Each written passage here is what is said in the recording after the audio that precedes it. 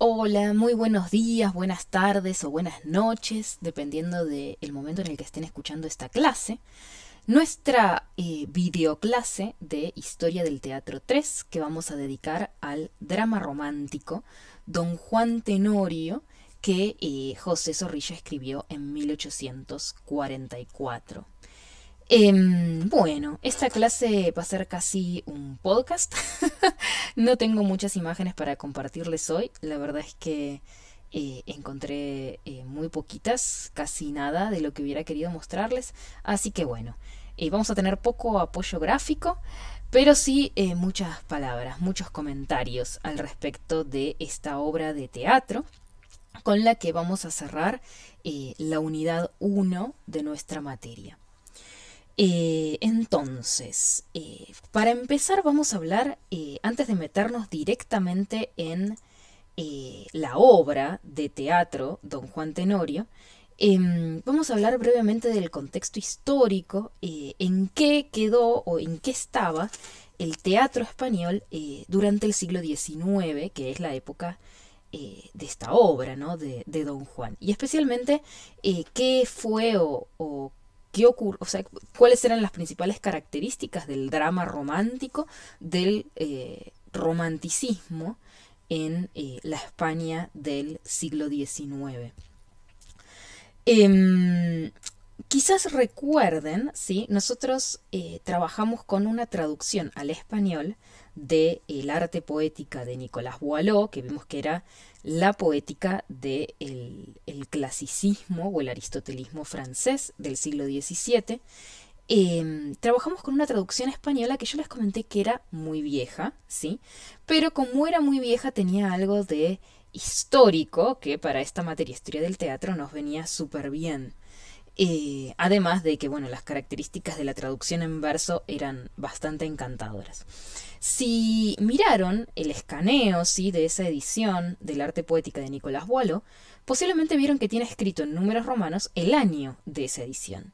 Y el año es 1778, ¿sí? Como les dije, es una traducción muy vieja.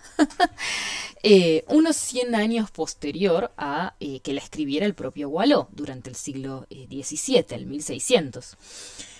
Pero bueno, si estamos pensando que esta traducción, con este prólogo que nos divirtió tanto, en el que el autor explicaba la necesidad de leer este texto, de leer el arte poética de Nicolas Boileau en su España contemporánea, así la España del siglo XVIII, entendemos que al final del siglo XVIII la poética imperante, ¿sí? La poética por la que se regía el teatro en este momento, era una poética neoclasicista, ¿sí? Es decir, había una especie de revival, ¿sí? De los viejos preceptos y toda la normatividad con la que nosotros estuvimos trabajando cuando vimos el clasicismo francés. Y por esto ameritaba la traducción al español de Boileau, ¿no? Porque era la poética principal de la España de ese entonces. El siglo XIX, entonces, en España, en cuanto al teatro, y también en cuanto al resto de las artes, en cuanto a la novela, a la poesía y también a la pintura, comienza con, bajo la marca o bajo el signo del neoclasicismo, ¿sí? En la figura del gran dramaturgo español Leandro Fernández de Moratín, que fue el gran clasicista o neoclasicista español de finales del siglo XVIII, principios del siglo XIX. Que posiblemente recuerden, si no su nombre, posiblemente sí el de su obra más famosa, que de hecho se estrenó en 1808, que se llamó El sí de las niñas. Bien, en cuanto a qué estaba pasando en la historia de España a principios del siglo XIX, el inicio de siglo en España es tremendamente agitado. Es tremendamente agitado por razones que nosotros más o menos conocemos, ¿sí? Porque las vimos en el secundario, y que tienen que ver con las invasiones napoleónicas. Posiblemente recuerden que las revoluciones de independencia en América Latina y en Argentina en particular comienzan cuando el rey de España, Fernando VII, es tomado prisionero depuesto de la corona por Napoleón, y en su lugar se pone a un rey extranjero, ¿sí? Ni más ni menos que el hermano de Napoleón, José Bonaparte. Y que esto genera que, bueno, en las colonias haya un cierto revuelo porque, nada, si el rey está en prisión, el rey de España no está gobernando, entonces el virrey en nombre de quién gobierna las colonias, ¿no? Y ahí comienzan a, como, sí, a movilizarse para deponer al virrey y establecer los gobiernos patrios. Bueno, esto pasa en las colonias, imagínense lo que pasa en la capital, ¿no? En Madrid. Nosotros vamos a estar pensando, o vamos a estar hablando principalmente de lo que ocurre en Madrid, que como vimos que ocurría en Francia, la capital era el centro del mundo teatral, ¿sí? Existía teatro en las provincias, algunas compañías hacían gira, pero lo importante ocurría siempre en las capitales. Entonces, bueno, en 1808 ocurren las invasiones napoleónicas, se deponen a los reyes Borbones, ¿sí? A Fernando VII y a su padre, y en su lugar se pone a un rey extranjero, José Bonaparte. Con lo cual, ya al comienzo del siglo empieza con el cierre de los teatros a causa de, bueno, una invasión, ¿sí? La guerra que estaba ocurriendo en las calles de Madrid. Lo cual, bueno, es bastante crítico. Pero ocurre que una vez se establece, ¿sí? José Bonaparte en el gobierno, él, como vimos en Francia, eran muy conscientes, habían sido muy conscientes desde hacía mucho tiempo del peso político del teatro, con lo cual José Bonaparte reabre los teatros en Madrid y selecciona más o menos un catálogo de obras, entre las que hay traducciones muy malas al español de obras francesas y algunas obras del Siglo de Oro, como para pacificar las aguas, para que la gente tenga con qué entretenerse, y bueno, y estas obras de traducción francesa como para exaltar un poco o amigarse un poco con este gobernante extranjero. Pero un medio que le sale el tiro por la culata, ¿sí? Por usar la expresión, porque ni bien tienen oportunidad de reabrir los teatros, las compañías de Madrid lo usan como herramienta política, ¿sí? Como pretendía usarlo José Bonaparte, pero lo usan para su favor, poniendo en escena obras escritas en el momento, ¿sí? De carácter sumamente patriótico, alentando el levantamiento en contra de la opresión extranjera y haciendo sátira y burla de el gobierno de José Bonaparte, ¿sí?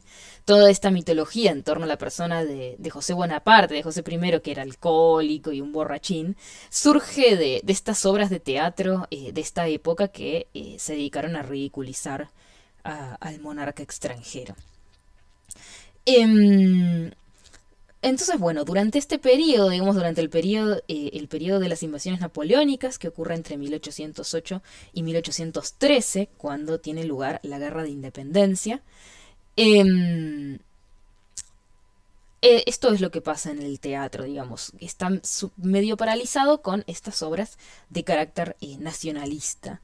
En 1813 tiene lugar la Guerra de Independencia y Fernando VII es devuelto, es vuelto a poner en el gobierno, ¿no? Se lo vuelve a coronar rey, con mucha decepción por parte de quienes habían participado de las guerras de independencia, que tenían cierta fe en, una vez, dado todo el trabajo que habían hecho los patriotas españoles para expulsar a los invasores extranjeros y volver a tener a su rey Borbón, que el rey aceptara las condiciones de una monarquía constitucional, que era lo que los independentistas querían, ¿sí?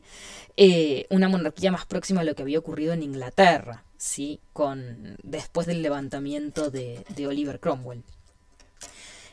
Pero bueno, esto le sale muy mal porque Fernando VII es un monarca sumamente autoritario que busca imponer a sangre y fuego uno de los absolutismos más fuertes de este último momento de las monarquías absolutistas, ¿sí?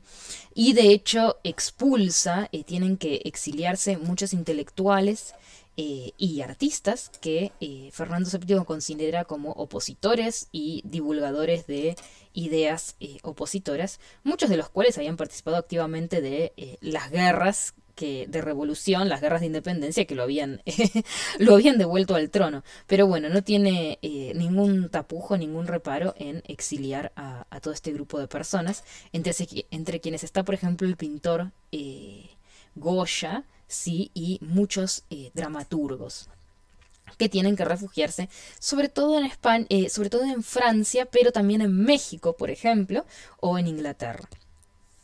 Entre el año 1920 y el 1923 ocurre lo que se llamó el trienio liberal, que fue un levantamiento, ¿sí?, de todas estas personas que pretendían un gobierno más democrático, más participativo.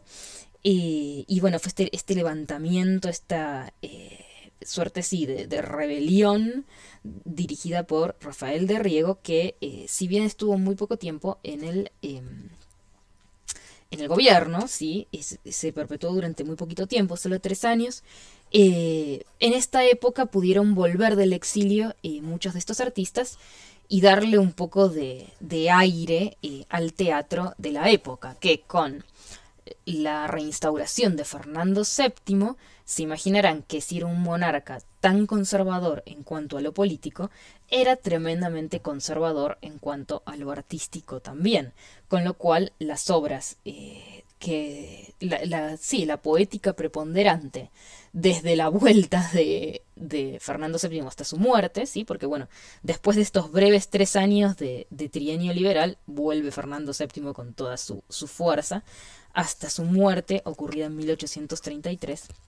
Y bueno, lo que a Fernando VII le interesa es una poética clasicista, neoclasicista, que permite, ¿sí?, una suerte de sí, refundición o revival de obras del siglo de oro español, ¿sí?, de las obras de Lope, de Calderón, por ejemplo, pero reacomodadas para el público contemporáneo, un poco así como repintadas, y traducciones de las obras francesas que estaban de moda en esta época, que eran sobre todo melodramas, ¿sí?, y cuyas traducciones eran realmente nefastas, ¿sí?, no se ponía mucho empeño en lograr buenas traducciones.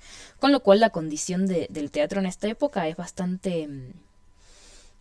poco creativa, ¿sí? Está muy restringida porque, bueno, ya hablamos de que la poética clasicista es una poética que tiene reglas muy estrictas a cumplir, y con preponderancia o esta predilección por traducir obras extranjeras o refundir, ¿sí?, obras ya viejas que el público ya conocía desde hace un montón de tiempo. Con lo cual no queda mucho margen para la creatividad y la innovación durante este periodo, ¿sí? Una cosa bastante interesante que ocurre en esta época en Madrid, como para que tengan una idea, es que existían solo 2 teatros oficiales, ¿sí?, antiguos corrales de comedias, que todavía estaban los edificios y todavía se representaban obras casi todos los días. Y existía una discusión o una especie así de disputa al respecto de cómo se debían administrar estos 2 teatros, que eran el Teatro de la Cruz y el Teatro del Príncipe, o el Corral de la Cruz y el Corral del Príncipe.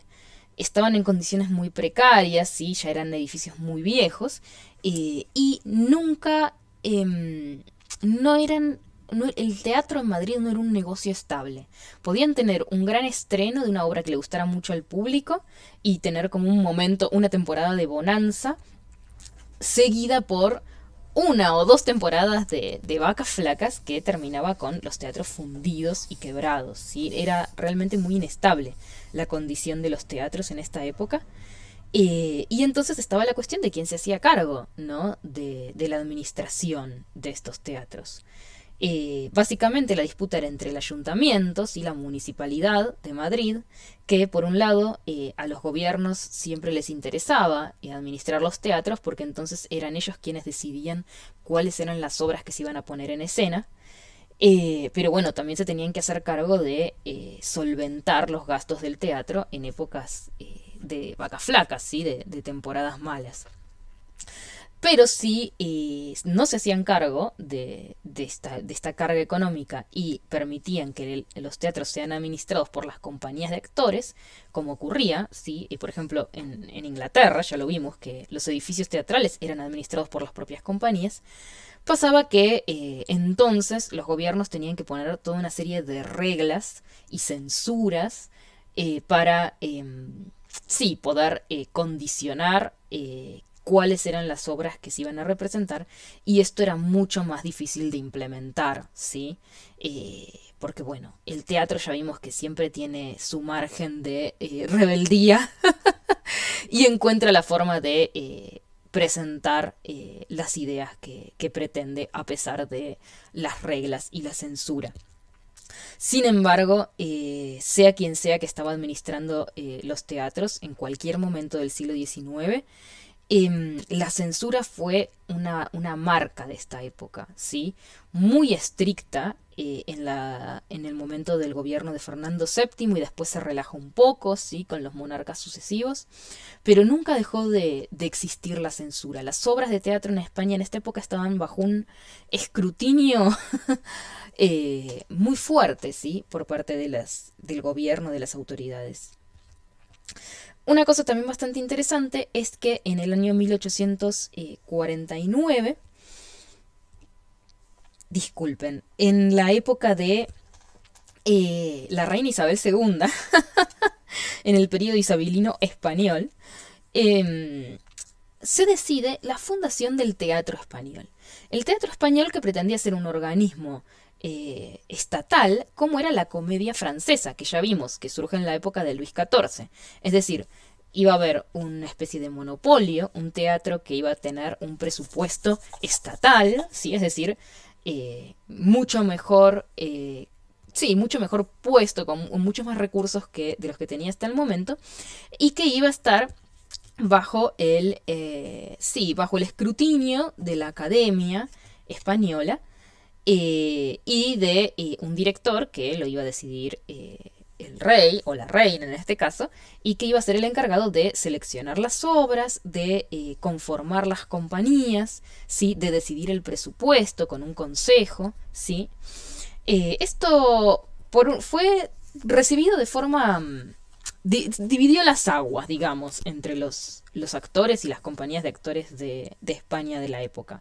Por un lado, la idea de tener un presupuesto estatal sí era un alivio y les iba a permitir poder arreglar los teatros, reformarlos, porque bueno, durante todos estos años y durante estos 300 años más o menos, habían ido cambiando las ideas en torno a la escenografía y en torno a los edificios teatrales, y estaba bueno contar con dinero para invertir en mejoras edilicias, como por ejemplo el cambio de las velas, ¿sí? Las anticuadas velas a la luz de gas y posteriormente a la luz eléctrica. Esta reforma en la iluminación fue súper importante porque permitió cosas como las presentaciones de obras durante la noche, y el gas permitía regular la intensidad de la iluminación, logrando cosas como que el público estuviera menos iluminado que el escenario y que la luz pudiera variar para generar efectos escénicos, lo cual estaba súper bueno. Y también en esta época ocurre un cambio muy importante en cuanto a la escenografía, y el escenario en sí, sí que abandona su vieja forma de corral de comedias, que ya vimos era bastante similar al teatro isabelino, descubierta, con balcones, el teatro, los espectadores rodeando la escena, y va a adoptar una escenografía de teatro a la italiana, así con su caja escénica y con escenografía que pudiera cambiar, ¿sí? Ya vamos a ver bien por qué. Pero era muy importante tener maquinaria y bastidores que permitieran cambiar la escenografía muchas veces durante las presentaciones.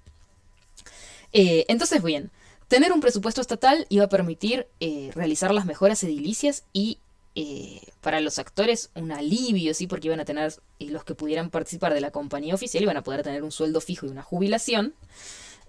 Pero por otro lado, ya sabemos, si el teatro pasa a estar regulado por el gobierno, entonces la censura se iba a hacer sentir de forma mucho más fuerte, ¿sí? Que si los teatros eran manejados directamente por las compañías de actores.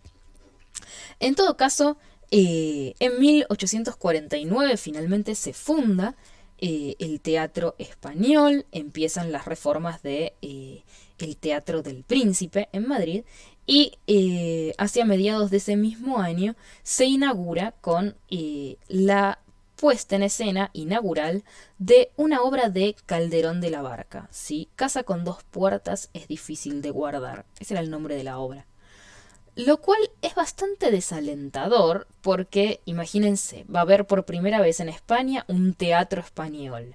Se realizan las mejores edilicias en el teatro y con gran pompa se inaugura, y se inaugura con una obra viejísima del 1600, repintada, digamos, reformada, pero una obra que el público ya había visto miles de veces, que se conocía de memoria, lo cual es bastante decepcionante. De hecho, en el brevísimo tiempo que funcionó el Teatro Español, solamente 2 años, ¿sí? Cierra en 1551, se presentaron muy pocas obras originales, ¿sí?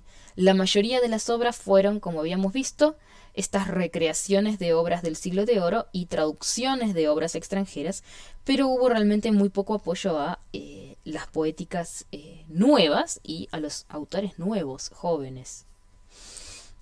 Así que bueno, muy breve la duración del teatro español. Terrible si lo comparamos con la comedia francesa que existe en la actualidad. Y bueno, y que habla un poco de la precariedad de la vida teatral en la España de esta época. Una España, como ya vimos, muy convulsionada políticamente. Y bueno, y el teatro es un reflejo de la precariedad y la agitación, la crisis por la que está atravesando la sociedad en general. A nivel entonces dramatúrgico, si se quiere, el siglo XIX puede dividirse, ¿sí? Según un historiador del teatro llamado Perinelli, ¿sí? Que tiene un libro que se llama Apuntes para una historia del teatro occidental. Y él comenta que el siglo XIX en España puede dividirse más o menos, ¿sí? En 5 poéticas, ¿sí? Que se reparten el siglo. ¿Cuáles son estas 5 poéticas, ¿sí? Que transcurren a lo largo de estos 100 años del 1800? La primera, como ya vimos, ¿sí? Y que es de larga extensión, porque vimos que ya surge a finales del siglo anterior, del siglo XVIII, y se extiende durante los primeros 30 años del siglo XIX, un montón, es la poética neoclásica, que tiene como figura central a Moratín, ¿sí? A pesar de que fue uno de los artistas expulsados por Fernando VII y murió en el extranjero. Pero bueno, su obra fue el gran ejemplo a seguir en cuanto a la poética neoclásica, y que sobre todo lo que propició esta larga duración era, bueno, el apoyo del gobierno, de los gobiernos monárquicos, ¿sí? De hecho, recordemos que Fernando VII muere en 1833, con lo cual que esta poética resulte la poética principal, la poética imperante, hasta 1830 tiene sentido, ¿sí? La segunda poética, ¿sí? Siempre pensando que esto no es como si uno cerrara una persiana y abriera otra, ¿no? Bueno, cerramos la persiana del neoclasicismo, abrimos la persiana del romanticismo, de la poética romántica, que es la que continúa, ¿sí? La que toma la posta. sino que hay periodos de grises. Entre el blanco y el negro hay un degradé, hay un periodo de grises en el que aparecen obras neoclásicas, en donde encontramos ya elementos de las poéticas románticas, y que vienen perviviendo, ¿sí? Incluso se van a seguir presentando obras de cuño neoclásico durante el periodo en el que la poética romántica fue la imperante, ¿sí? No es que termina una y comienza la otra, sino que están bastante mezcladas, pero sí podemos decir que tiene su periodo de auge, o que es la poética que la gente más quiere ver y los artistas más quieren escribir durante este periodo, ¿sí? Que fue muy muy breve, ¿sí? Ya nos vamos a dedicar a hablar en detalle sobre el romanticismo, que es la poética en la que se inscribe Don Juan, pero que en España llegó tardíamente, ¿sí? Y dura muy poquito tiempo. De hecho, Perinelli dice que se puede marcar los años con mucha facilidad si se piensa que por ahí el primer drama de cuño romántico que se escribió y representó en España fue La Conjuración de Venecia, del dramaturgo Francisco Martínez de la Rosa, en 1830, y que la última, sí, la que cierra el periodo, es Traidor, Inconfeso y Mártir, de José Zorrilla, el mismo autor de Don Juan, en 1849, ¿sí? Entonces estamos hablando de menos de 20 años de auge de la poética romántica en España. La tercera poética que cobra relevancia a partir de la decadencia del romanticismo es una poética de cuño más realista, ¿sí? Que en España toma el nombre de alta comedia, ¿sí? Y que tiene como rasgo bastante interesante que permite la participación de muchas escritoras mujeres, muchas más que en épocas anteriores. Y que bueno, más o menos se extiende entre 1849 y 1874, que es el momento de la reinstauración de los Borbones en la corona, sí, donde tiene prevalencia una poética que se llamó Poética de la Restauración, justamente, pero que también fue súper breve, sí, porque ya en el año, a finales de el 1880, de la década de los 80 del 1800, principios de la década del 90, surge la que va a ser la gran poética modernista, ¿sí? Que fue la poética naturalista, ¿sí? Que es a lo que vamos a dedicar la unidad 2 del programa de Historia del Teatro 3, ¿sí? Por eso no voy a hablar mucho del naturalismo. Ya vamos a hablar largo y tendido cuando veamos a Ibsen, cuando veamos a Strindberg, ¿sí? Cuando veamos a Solá. Pero bueno, con el final del siglo XIX se abre paso esta gran poética, que es la poética de la modernidad. Bien, el drama romántico español, entonces, para ya meternos de lleno en esta poética, que es la que nos interesa, porque bueno, cerramos la unidad con el romanticismo. El drama romántico español, como vimos, tiene un periodo de auge, de vitalidad muy breve. Esto no es raro. El romanticismo en general fue como una revolución que estalla de golpe y se consume muy rápidamente, ¿sí? No tienen largas tradiciones, como por ejemplo el clasicismo, ¿sí? O bueno, el drama moderno, sino que es una poética que en general, tanto en España como en Francia, como en Inglaterra, como en Alemania, se extinguió muy pronto. Lo que tiene de curioso es que en España además llegó tardíamente, ¿sí? Y duró muy poco tiempo. El drama romántico español, como ya vimos que pasa siempre, ¿sí? que es lo característico de las poéticas en Europa, es que ya vimos, el romanticismo surge en Alemania, muy pronto las ideas de los primeros románticos alemanes pasan a Inglaterra, donde se lo adopta con mucho entusiasmo. Y de ahí llega a Francia, y de Francia llega a España, ¿sí? Tiene como esta transición. Y ni bien se va adoptando por tradiciones nacionales diferentes, toma matices diferentes, ¿sí?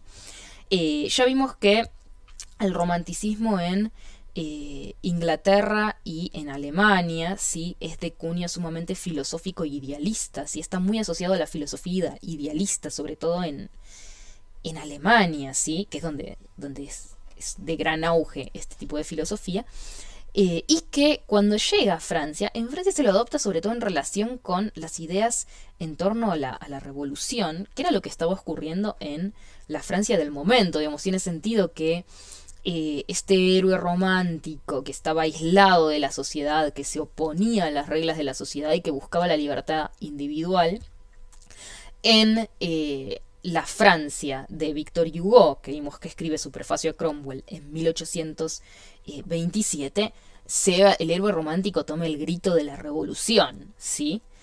A España llega, ya vimos, tardíamente a causa de la censura y la opresión del contexto político, ¿sí? Del absolutismo férreo de Fernando VII, y llega de la mano, o lo traen de Francia, todos estos artistas que habían sido exiliados por el absolutismo férreo y terrible de Fernando VII, y que cuando muere el rey pueden volver a España y traen con ellos todas estas ideas que sobre todo las habían adoptado en Francia, ¿sí? Varios de los dramaturgos que inician el romanticismo en España habían sido exiliados y habían estado en Francia, hablaban francés, habían leído las obras, habían leído a Victor Hugo, venían con Hernani abajo del brazo a traer la nueva poética a España. Ahora, el trasplante no es directo. En España ya había una tradición teatral que se funde con estas ideas nuevas, ¿sí? Que se traen desde el extranjero, lo que da lugar como esta especie de mezcolanza, ¿sí? Que es el término que usa Perinelli y que a mí me encanta, la idea de mezcolanza, el romanticismo español como una mezcolanza de elementos que ya estaban, ¿sí? Que ya le gustaban al público, porque esta es la otra, ¿no? Vimos que los teatros en Madrid estaban en condiciones sumamente precarias, con lo cual los dramaturgos no podían darse el lujo que se daba a Racine, que escribía obras que solo le gustaban a un puñado de personas intelectuales. No. Los dramaturgos de esta época tenían que escribir obras que fueran populares, que fueran del gusto del público, porque lo necesitaban para su subsistencia, ¿sí? Si no, los teatros quebraban. Entonces, tenían ideas nuevas traídas del extranjero y tenían un montón de elementos que ya sabían que funcionaban, que ya eran del gusto del público español. Como por ejemplo las obras del Siglo de Oro. Está bien, las refundiciones de estas obras ya no llenaban los teatros porque la gente ya estaba aburrida de ver estas obras, pero sí les gustaban mucho, con lo cual elementos del Siglo de Oro español van a persistir en las nuevas obras de cuño romántico, se van a recuperar. Elementos de la ópera, ¿sí? Que estaba de súper moda en esta época. Y que ya vamos a ver cuáles son, ¿no? Pero se les adelanto. El tema de la escenografía, del vestuario, de la música en escena van a ser muy importantes para el drama romántico. Estos melodramas franceses que se hacían estas traducciones horribles, bueno, esto también le gustaba, estaba ahí y iba a ser más o menos recuperado en cierta forma por la poética romántica, y sobre todo las comedias de magia, que fueron como una forma de la comedia, un subgénero dentro de la comedia muy popular durante el siglo XVIII y que el romanticismo recupera, ¿sí? Porque ya vimos que a los románticos les encanta y se les da muy bien representar obras con un gran componente les encanta o se les da muy bien la constitución o la construcción de mundos ficcionales fantásticos, donde se abre el paso a la magia, a lo sobrenatural, a las criaturas fantásticas, los monstruos, los fantasmas, el diablo, las brujas. Así que bueno, estas comedias de magia son una fuente de la que bebe el romanticismo español a raudales. Lo que imprime, digamos, el sello original que imprime el romanticismo a esta mezcolanza de elementos que en realidad está tomando de la tradición anterior, tiene que ver con lo que Perinelli llama una reorientación existencial, ¿sí? Y esto por ahí es lo que vamos a ver Nosotros que estudiamos bastante el siglo de oro español en Historia del Teatro 2, que lo conocemos bastante bien, lo que vamos a notar muy fácilmente, ¿sí? Incluso cuando encontramos un montón de elementos barrocos del siglo de oro en las obras románticas, es este cambio como de atmósfera, ¿sí? Y este cambio de intención y de eso, de orientación existencial. Las obras románticas son sumamente pesimistas, ¿sí? No tienen finales felices, tienen finales terribles, en los que el héroe nunca consigue lo que quiere, nunca gana y mayormente es destruido, ¿sí? Por el destino, por la sociedad a la que se opone y que lo termina destruyendo. Porque justamente el romanticismo que exalta la libertad individual, ¿sí? Sobre todo eso, la libertad del individuo para hacerse a sí mismo, por fuera y trascendiendo cualquier norma que se le quiera imponer, también tiene la conciencia de que ya no hay el héroe no necesariamente tiene que ganar, no necesariamente tiene que triunfar, sino que no hay sentido de la propia existencia y que lo más probable es que si uno sale al mundo como el héroe romántico a oponerse a todo y a romper todas las reglas, termine llevándose puesto una pared, ¿no? Así que bueno, las obras románticas entonces están marcadas por esta idea del pesimismo y de la frustración que habíamos visto, que es de hecho lo primero que dice, que aparece en el texto que ustedes tienen en la biografía obligatoria de Arnaldo sobre el romanticismo. Empieza diciendo, el héroe romántico es el héroe que está marcado por la melancolía, ¿sí? Esa es la atmósfera y la orientación existencial de las obras románticas. Y en este caso, el drama español no es una excepción. Las características principales que va a comentar Perinelli, ¿sí? Como armando como un esqueleto de los elementos propios del drama romántico español, ¿sí? Tienen que ver en primer lugar con la idea de libertad como el principio artístico. Esto nosotros lo vimos muy bien, está muy bien explicado por Victor Hugo en el prefacio a Cromwell. Lo dice muy claro, ¿no? Con este discurso súper revolucionario que presenta Hugo en su prefacio, cuando habla de que el drama tiene que sacudirse de todos los yugos, sacudirse de todas las reglas, que cada obra tiene que inventar su propia poética, ¿sí? Eso es clave. Cada obra tiene que inventar su propia poética. No se le puede imponer una regla externa, ¿sí? Esta es la idea de libertad del drama romántico. La idea de que no tiene que tratar de responder, ni el dramaturgo tiene que empezar a escribir la obra pensando en cumplir reglas, ¿sí? Sino todo lo contrario. Las reglas en todo caso quizás se harán después de que se escribieron las obras, no antes, no se le imponen. Y esta idea de libertad también aparece tematizada en las obras, no solo como determinante de qué es una obra o cómo se tiene que escribir una obra, sino también como tema de la obra es la libertad individual de los héroes románticos. Y esto también lo vemos muy bien en Don Juan, ¿sí? Que ya vimos que Don Juan hace lo que quiere. No tiene ningún respeto por ninguna norma social. Al principio de la obra, cuando él y Don Luis se cuentan sus hazañas en el bar en Sevilla, hablan de eso, de haber roto todas las reglas sociales, de haber haber seducido a mujeres desde una princesa hasta la hija de un pescador, de haberse batido a duelo y haber matado a otros hombres, de haber robado, de haber sido muy ricos y muy pobres. Es decir, Don Juan y Don Luis fueron todo, estuvieron en todos lados, no se privaron de nada, fueron auténticamente libres durante el tiempo de su apuesta.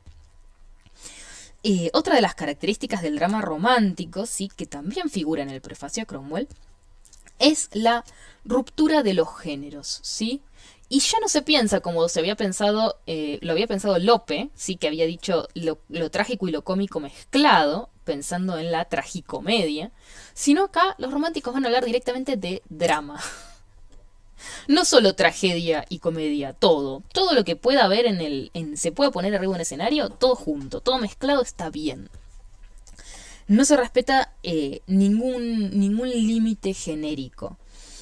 Y bueno, por eso también se toma de ejemplo la ópera, ¿sí? La ópera, que técnicamente hablando no es un género teatral, es algo distinto. Bueno, la ópera también se considera, ¿sí? Porque no se respeta ningún límite. Y también se pasa a mezclar el verso y la prosa, ¿sí? Esto es bastante polémico. De hecho, si bien se lo proclama como uno de los principios del drama romántico, no se hace mucho, como que todavía el público no estaba preparado para tanta innovación. No se hace mucho, de hecho van a ver que Don Juan, la obra que vemos como ejemplo, está escrita íntegramente en verso, no tiene irrupción de la prosa. Y en las primeras obras, en la obra que yo les había comentado como la primera obra del teatro romántico, La Conjuración de Venecia, aparece esta mezcla y no fue como del todo bien recibida. Pero nosotros que estudiamos en detalle el teatro isabelino en Historia del Teatro 2, el teatro isabelino inglés, recordaremos que Shakespeare ya lo hacía, con lo cual es una innovación más o menos. Es una innovación para España. Y bueno, por supuesto la ruptura de las famosas 3 unidades, ¿sí? Ya lo había dicho Victor Hugo. La única unidad que tiene algún sentido es la de acción. Las otras 2 no tienen ningún sentido. Y esto va a aparecer en el teatro del siglo de oro, en el teatro, en el drama romántico español, como ya vimos que pasaba en el teatro del siglo de oro, que tampoco respetaba las unidades de tiempo y de espacio. Con la influencia del siglo de oro y la influencia de la ópera, el drama romántico va a gustar de cambiar de escenario, va a cambiar de lugar en prácticamente cada acto, ¿sí? Vamos a ver en Don Juan que cada acto aparece con un lugar nuevo, la descripción de un lugar nuevo. Y esto se reflejaba en un cambio en la escenografía, en un cambio de bastidores y uso de maquinaria para meter y sacar cosas del piso y del techo, por el piso y por el techo, para cambiar completamente el lugar de la acción. Y ya vimos que la unidad de tiempo tampoco se respeta, porque si bien toda la primera parte de la obra pasa en una sola noche, y toda la segunda parte pasa en otra noche, en el medio pasan 5 años, ¿sí? Con lo cual no se respeta para nada la unidad de tiempo tampoco. Fuerte, esta es otra característica. Aparecen, no sé si ustedes se dieron cuenta, en todas las obras que vimos anteriormente no había muchas didascalias. No se explicaba mucho. Los dramaturgos no se tomaban mucho trabajo en describir la escena, ¿sí? Y acá en Don Juan sí. Van a aparecer y van a aparecer muchas acotaciones escénicas que tienen que ver con la escenografía, ¿sí? Que ya vimos que les encanta cambiar de lugar, pero como dice Victor Hugo en el prefacio a Cromwell, no es solo un cambio de lugar porque podemos, porque es divertido, porque al público le gusta, sino, va a decir Victor Hugo, porque el lugar es una parte fundamental de lo que está pasando. Algo terrible que ocurre en la calle no es lo mismo que algo terrible que ocurre en el interior de una casa, de una habitación, como no es lo mismo que algo terrible que ocurre en un bosque, en la cima de una montaña, en un cementerio a la noche, ¿sí? La atmósfera, el lugar es una parte muy importante de la acción, ¿sí? Es casi como un personaje más. Por eso, no solo se le va a dar mucha relevancia al cambio de lugar, sino a la descripción del lugar. Porque es muy importante que el lugar sea exactamente como el dramaturgo lo presenta para la acción que está transcurriendo en ese lugar. Y para eso, ahí ahora voy a pasar rápidamente las imágenes que siguen. eh, Traje unos extractos sacados de la obra de Don Juan eh, para que veamos, ¿sí? La relevancia que cobra el lugar y la descripción de los lugares en el drama romántico, ¿sí? Estas imágenes que puse acá son del Corral de la Cruz, que es el lugar, el teatro físico donde se presentó Don Juan por primera vez en 1844, que ya les voy a comentar brevemente la anécdota, ¿no? De la primera presentación de Don Juan.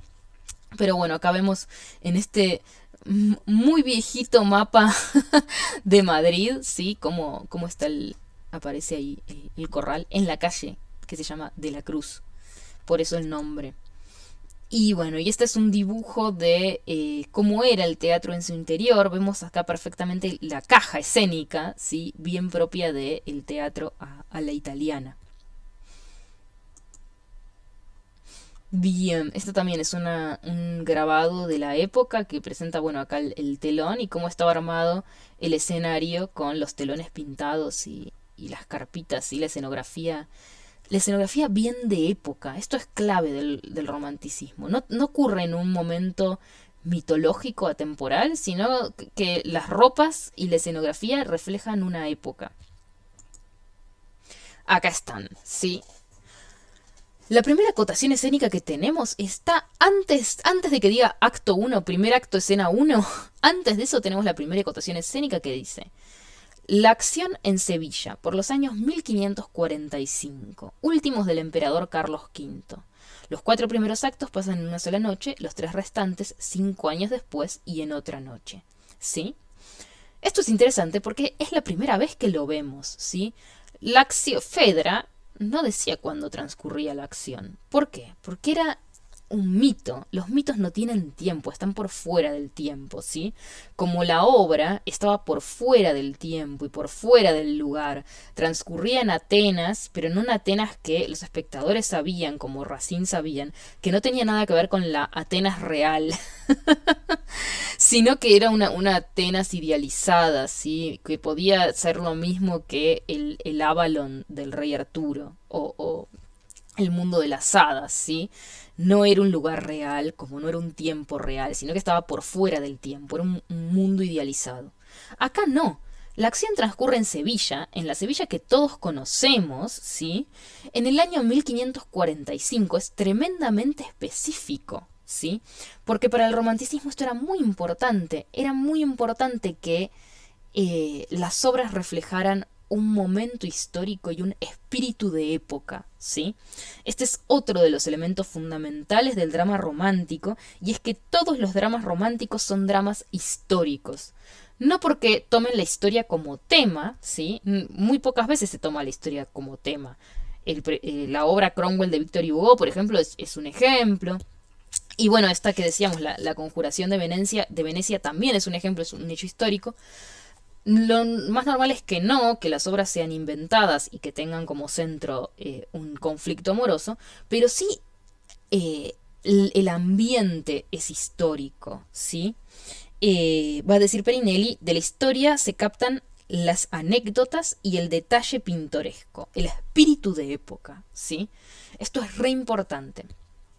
Por eso aparece al principio de la obra, ¿sí? Antes incluso del primer acto.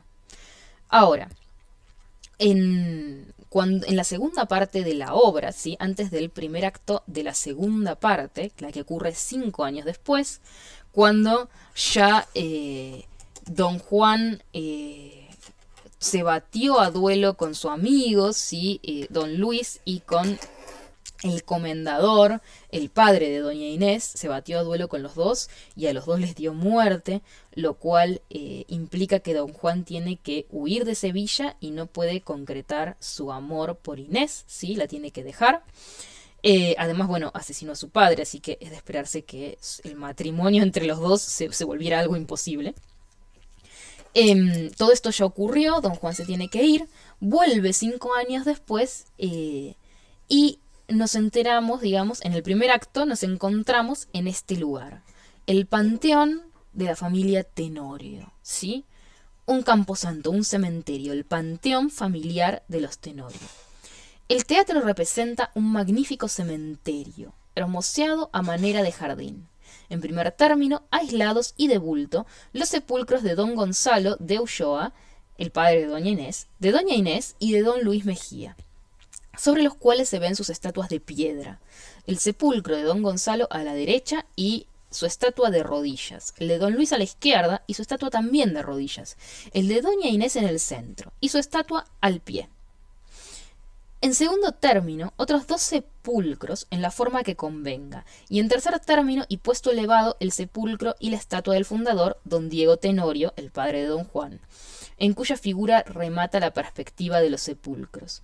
Una pared llena de nichos y lápidas circuye el cuadro hasta el horizonte. 2 llorones a cada lado de la tumba de doña Inés, dispuestos a servir a la manera que a su tiempo exige el juego escénico. Cipreses y flores de todas clases embellecen la decoración, que no debe tener nada horrible. La acción se supone en una noche tranquila de verano y alumbrada por la clarísima luna. ¿Sí? Fíjense el detalle en la descripción de la escenografía. No deja nada librado al azar. Solo algo chiquito ahí que dice, bueno, esto lo puede poner como convenga. Pero muy poquito, ¿sí? Lo que hizo acá Zorrilla fue realmente describirnos como si fuera una pintura, ¿sí? Si se ponen a leerlo bien, en detalle, dice en primer término, en segundo término, utiliza la idea de la perspectiva, ¿sí? El horizonte, cómo fuga la perspectiva. Está describiendo la escena como si fuera una pintura, ¿sí? Con lujo de detalles. No puede estar nada librado al azar. Porque esto que va a ocurrir ahora, ¿sí? Esta famosa escena de don Juan, solo, triste, ¿sí? Transformado de este héroe de capa y espada, este héroe aventurero que se iba a llevar el mundo por delante durante la primera jornada, se transforma a partir de los eventos del final de esta primera jornada en un héroe auténticamente romántico, melancólico, que llega después de 5 años para enterarse de que su amada ha muerto, y esta revelación, ¿sí? No puede darse en cualquier lugar, no puede darse en la plaza al mediodía, en el bar durante el carnaval, como pasa la primera jornada, no, tiene que darse en un lugar que esté al tono con lo que le está pasando a don Juan, porque ya vimos que para la poética romántica, el paisaje refleja el interior del espíritu del héroe, del poeta, ¿sí? El paisaje interior y exterior se reflejan. Por eso la importancia puesta en la escenografía y en la descripción de las acotaciones escénicas. Bien, como ya hablamos, ya lo mencioné, pero bueno, ahora lo digo más en detalle, el héroe romántico es arquetípico, ¿sí? No va a haber un desarrollo psicológico de los personajes como sí lo vamos a ver en el drama moderno, ¿sí? Sino que los héroes son arquetipos, ¿sí? De hecho, don Juan, ya lo vimos, es un personaje mitológico del folclore español. Pero es una forma, es un arquetipo muy diferente a lo que habíamos visto que eran los héroes de las tragedias clasicistas. Son muy distintos en, por lo menos 2 elementos muy importantes. El primero es el tema de la melancolía, ¿sí? Del héroe romántico como el que está solo en la multitud, el que solo se para contra el mundo, ¿sí? Piensen, por ejemplo, en la pintura de Friedrich, el caminante sobre el mar de niebla, ¿sí? Parado solo en el pináculo de la montaña, ¿sí? Contra el mundo. Pero además es un personaje al que se le permite el cambio, porque ya vimos que un género muy importante dentro del romanticismo es la novela, y sobre todo la novela de formación, ¿sí? En la que el personaje necesariamente no puede ser el mismo al principio que al final. Algo le tiene que pasar que lo haga cambiar, ¿sí? Y esto es lo que le pasa a don Juan, ¿sí? Don Juan es un tipo de persona en la primera jornada y otro tipo de persona totalmente distinto en la segunda. Algo pasó en el medio que lo hizo cambiar. Y eso que pasó, que lo hizo cambiar de forma tan abrupta, ¿sí? Fue enamorarse. ¿sí? Conocerla a Inés y descubrir el amor en la figura de Inés. Inés, que es la heroína romántica, que también es una forma arquetípica y que, bueno, bastante aburrida. Como va a decir Víctor Hugo, de lo bello hay un tipo, de lo grotesco hay mil. La heroína romántica ocupa este lugar, por un lado muy importante dentro de las historias románticas del romanticismo, que como vimos están centradas en el amor, pero también bastante con poca acción, con poca agencia, digamos, poca voluntad. La heroína romántica se caracteriza por la juventud, la inocencia, la belleza, ¿sí? Es inocente porque es joven, porque no conoce el mundo. Piensen que Inés creció en un convento, no sabe nada del mundo. Y por eso está a salvo, está resguardada de todo lo malo y de todo lo corrupto que hay en el mundo, ¿sí? Porque está aislada. Y porque es joven y es inocente, digamos, este aislamiento y esta juventud generan que sea inocente, inmaculada y también transparente. ¿En qué sentido? Si el héroe romántico es siempre misterioso, siempre tiene una especie de pasado oculto o de profundidad insondable, la heroína romántica es transparente, ¿sí? Es incapaz de guardar un secreto, de tener, de mentir, de engañar. Todo lo que está a la vista. Y bueno, el amor entre el héroe y la heroína románticos es el centro de todas las historias del romanticismo. Ya vimos, el drama romántico es un drama histórico, pero de ambientación histórica. El tema es siempre el amor. Y el amor es siempre terrible, siempre es imposible y siempre tiene un final atroz. Esto es indispensable. Bien, otro elemento bastante interesante, ¿sí? Si se quiere. Es bastante interesante porque es un elemento que se toma de Aristóteles. Y ya vimos cómo los románticos despotricaban en contra de Aristóteles. Con lo cual es bastante curioso que tomen esto, ¿sí? De la poética de Aristóteles, que es el recurso de la anagnórisis, del reconocimiento. Es bastante clave. En un montón de obras románticas juega un papel muy importante que los personajes se descubran en el sentido de la anagnórisis romántica, ¿sí? De la anagnórisis aristotélica, así como Edipo, cuando descubre que él fue el asesino de su padre y que está casado con su madre. Ese tipo de reconocimiento.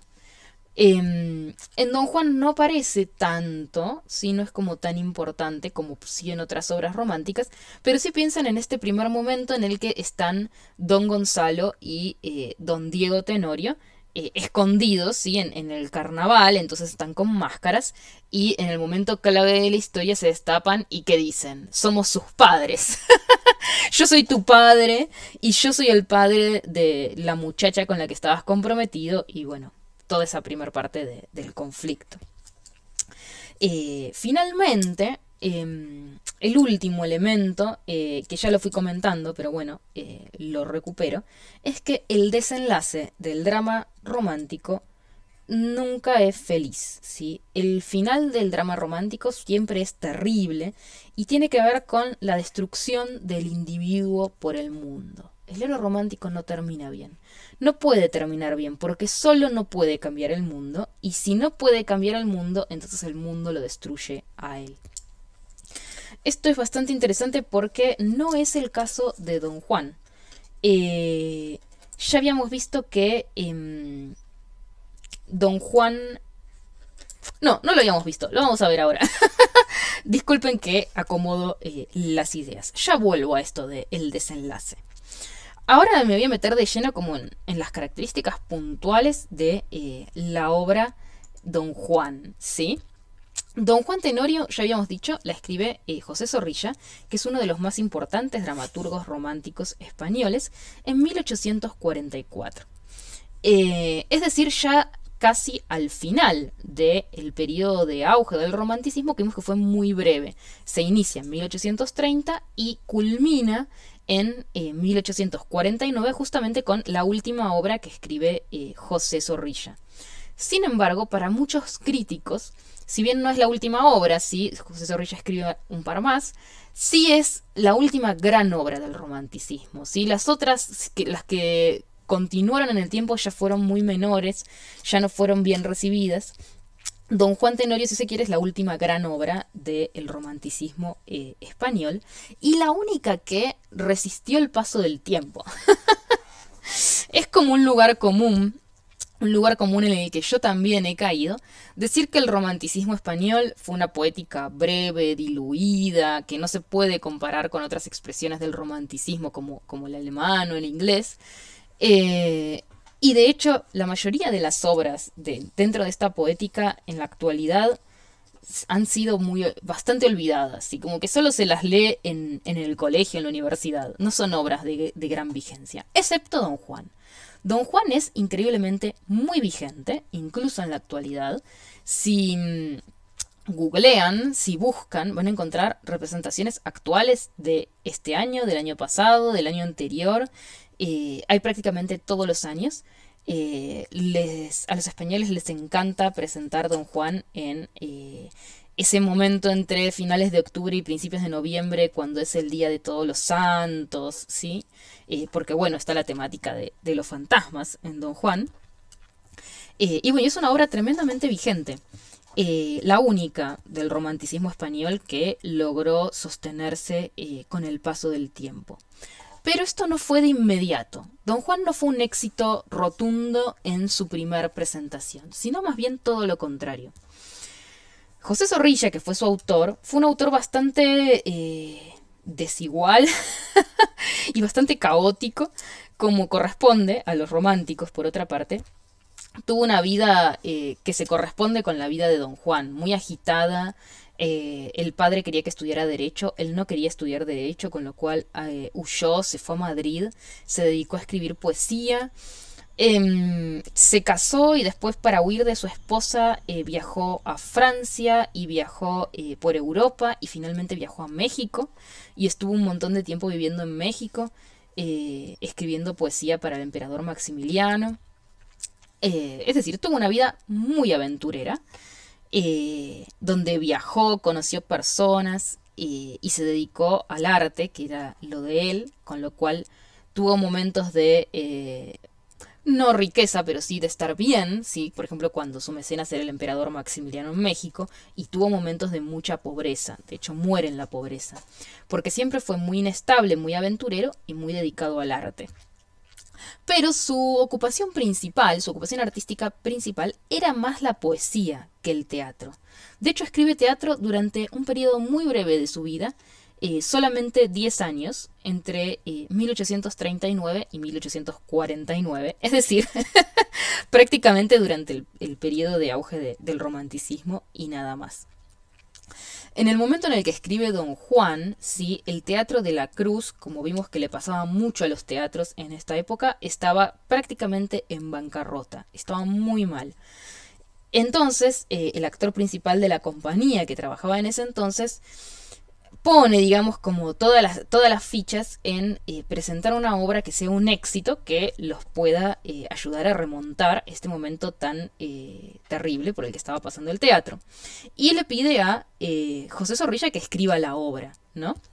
José Zorrilla se pone a pensar, digamos, no tenía ninguna obra en mente en ese momento, y lo que hace, la solución a la que llega, ¿sí? Es una obra que escribe muy rápido. Él mismo cuenta que en algo así como 6 semanas escribe la obra completa. Es tomar lo que ya vimos que pasaba mucho en esta época, que es tomar un clásico del siglo de oro español y reformularlo, recrearlo, ¿sí?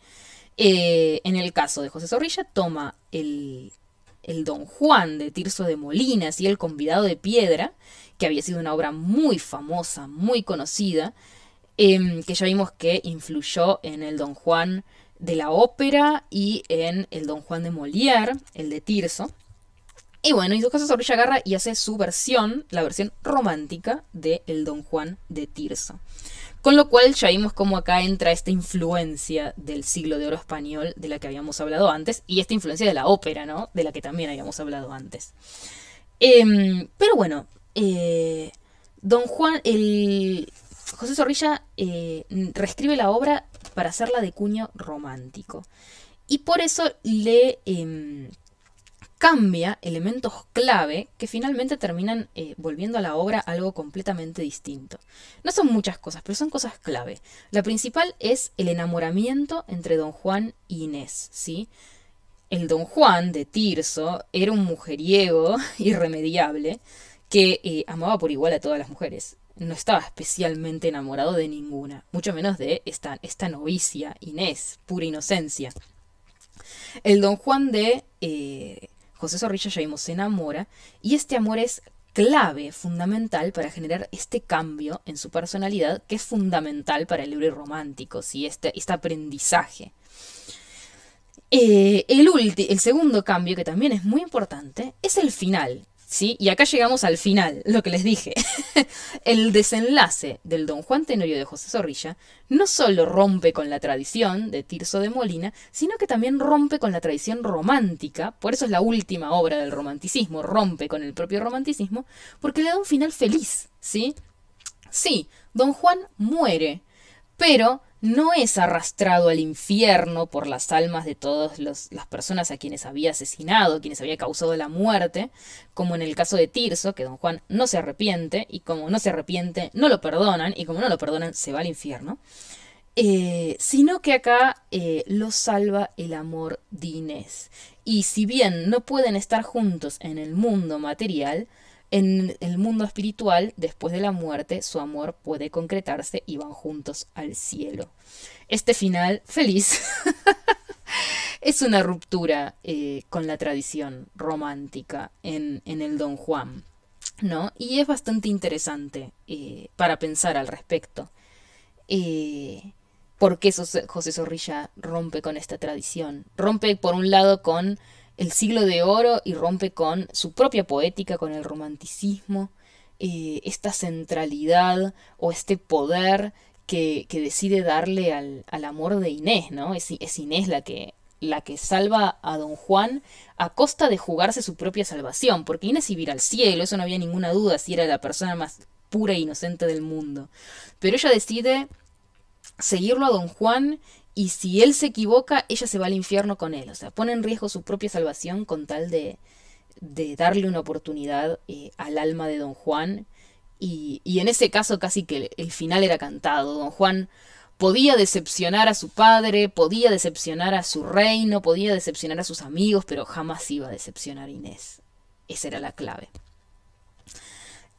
Bueno, Don Juan entonces se presenta en el Teatro de la Cruz en 1844 y no tiene una gran acogida del público, es una obra que pasa más bien sin pena ni gloria, con lo cual José Zorrilla la vende, ¿sí?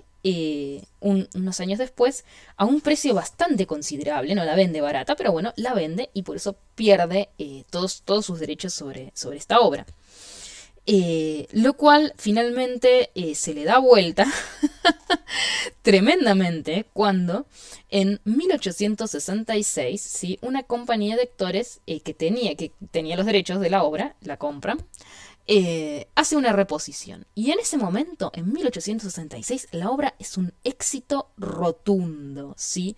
Ahí comienza la gran tradición de Don Juan, que ya vemos que se perpetúa hasta la actualidad, donde la obra sigue siendo una de las favoritas del público español y una de las más representadas.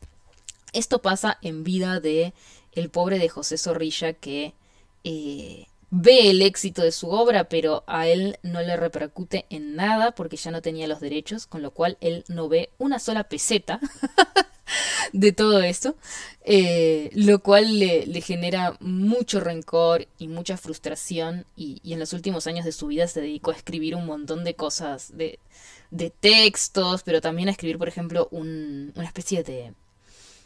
Ay, ahora no me sale el nombre del género, pero es esta obra musical típicamente española, satírica, burlándose de Don Juan, o sea, burlándose de su propia obra y exaltando todos sus defectos. en un intento de que la gente deje de ir a verla y deje de gustarle y deje de darle dinero a otras personas por su obra. Lo cual, bueno, es un poco el final irónico y merecido por este personaje romántico que fue el propio José Zorrilla, ¿no? El mundo se vuelve contra él. Su obra es un éxito, pero para él, no para él. Para él no significa nada. Y termina vapuleando y ridiculizando su propia obra en contra de un mundo que por supuesto no le da la razón. Le sigue gustando Don Juan. Así que bueno, José Zorrilla muere en la pobreza, pero como Aquiles, digamos, su memoria se perpetúa en el tiempo, y la fama de su obra, incluso contra su última voluntad, se perpetúa hasta la actualidad. De hecho, esta última imagen que estamos viendo acá es de una puesta en escena de 2016, tan reciente como 2016. Y lo que quería señalar, digamos, por eso la puse acá, es nada, la maravilla de la escenografía, ¿no? De este mausoleo que consta de elementos materiales al estilo de los bastidores y esta proyección en el fondo como una pintura romántica, ¿no? Con estos árboles retorcidos, la ruina, el mar, la luna, todo muy del cuño de la estética romántica. Eh, Finalmente, digamos, Perinelli cierra el capítulo que dedica al Don Juan de José Zorrilla con la siguiente frase. La segunda mitad del siglo no perteneció a Zorrilla y compañía, sino a los hombres y mujeres que miraban al futuro de la sociedad contemporánea y no a una vieja y añorada España. Como el clasicismo antes que ellos, el romanticismo era una poética que miraba al pasado. Miraba al pasado con nostalgia, como uno recuerda su niñez o como uno ve ese paraíso perdido de un pasado que había sido mejor, ¿sí? El romanticismo, como el clasicismo, son dos poéticas que miraban al pasado. Pero la segunda parte del siglo XIX no fue de estas poéticas, sino de otra nueva que se va a abrir paso ahora, que está marcada por la idea del progreso, por la idea del futuro, ¿sí? Esta poética es el drama moderno, que es a lo que vamos a dedicarnos a partir de ahora, cuando arranquemos con la unidad 3. Así que bueno, con esto cerramos, la unidad 2. Con esto cerramos la unidad 1, cerramos el romanticismo y nos escucharemos la próxima clase para hablar de Ibsen, Strindberg y Solá y esta gran entrada al mundo del drama moderno. Muchas gracias y nos escuchamos la próxima.